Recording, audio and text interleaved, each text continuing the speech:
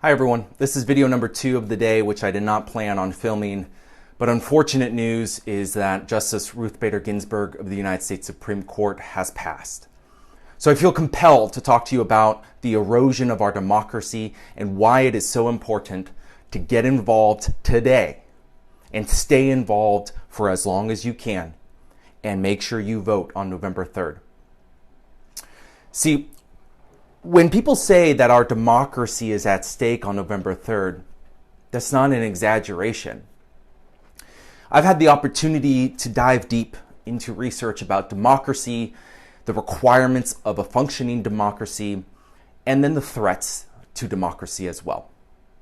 Specifically, I look at it from a data privacy and security perspective. But today I'm going to talk a little bit about that, as well as the other requirements of a democracy in order to make it effective. Now, the fundamental concept of a democracy is that the governed elect their governors. And it was James Madison back in the 1700s who said that the Constitution created a form of government under which people, not the government, possess the absolute sovereignty. No king, no dictator, no authoritarian, or no queen holds supreme reign. It is the people. But as the Supreme Court recognized in a case called West Virginia State Board of Education versus Barnett, democracy is a dynamic social and political system whose ideal functioning is never fully achieved. What they meant by that is that it takes work. It takes work to keep and maintain our democracy and push the threats of authoritarianism, fascism, and populism out for the sake of our people, for the protection of our rights. Now, for much of the 20th century, the threat to our democracy and to democracies around the world was authoritarian rule. But today's threat is different. Today's threat is about populism and populist rule. Because populism is only interested in satisfying the short term. It negates the long-term vision and it negates future generations. This is why it's imperative for millennials and Gen Zers to get out there and vote and show up more than we've ever shown up before. Because the populist breeding ground becomes active when there is, 1, a combination of persisting political resentment, 2, a perceived challenge to our way of life, and 3, the presence of an attractive populist leader. We have those 3 things today. People are resentful towards their government, and rightfully so. The government hasn't always served the best interests of everyone. The challenge to our way of life. The Trump administration has turned immigrants against us, has stroked fear within us, and anger at outsiders because they threaten our way of life. And certainly we have an attractive populist leader who played a reality TV star, he is a reality TV star even to this day. Now, populism plays to the sense that real people have been burdened by outsiders, either elites or foreigners or some combination thereof. Now, populism taps into the genuine sense of key components of our society that have been ignored and left behind. We saw this in Myanmar. They had the ethnic cleansing of the Rohingya. We see this with false rumors in India that resulted in the lynching of innocent victims. Populist leaders turn into authoritarians because they bypass institutional checks on them and their power, and they favor things like direct and frequent communication with the population. We saw this with Hugo Chavez in Venezuela with his multi-hour television appearances, and we see this with President Trump with his Twitter account. And through their messaging, they pump falsehoods, not the truth, not fact, and not science.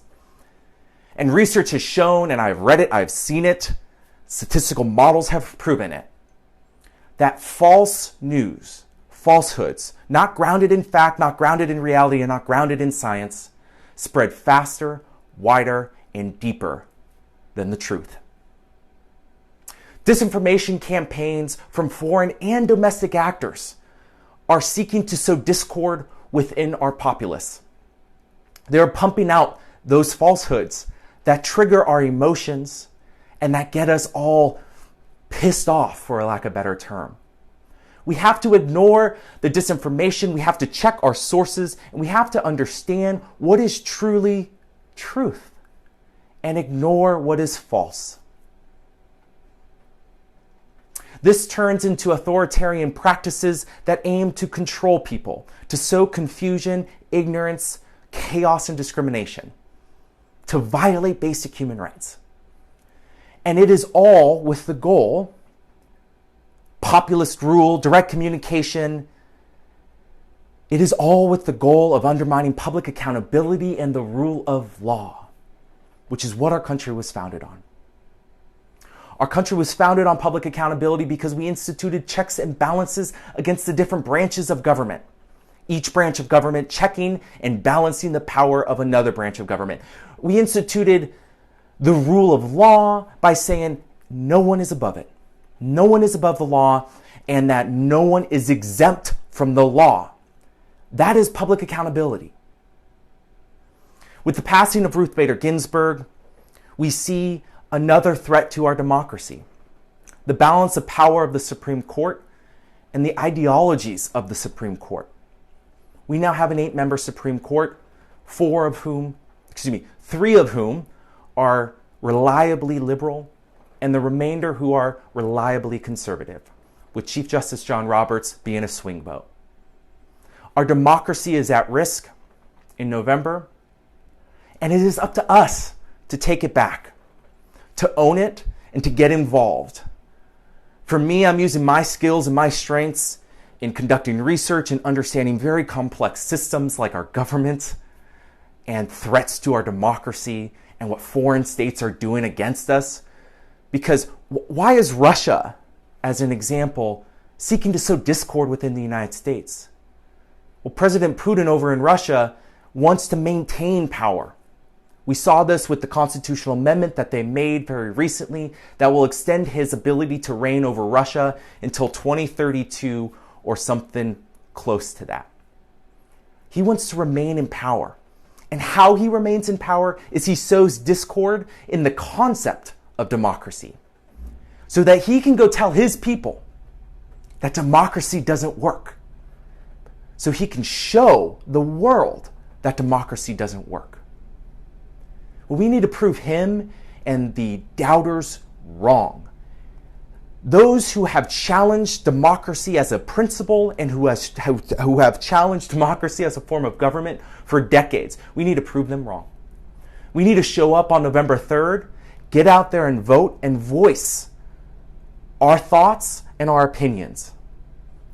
Whether that's on social media, knocking on doors, phone banking, calling your relatives, or anything of the sort. Our democracy is at stake. We have a populist leader in the White House, and we have a Senate of Republicans who will not check his power. Yes, our democracy is at stake. Go vote. Go vote.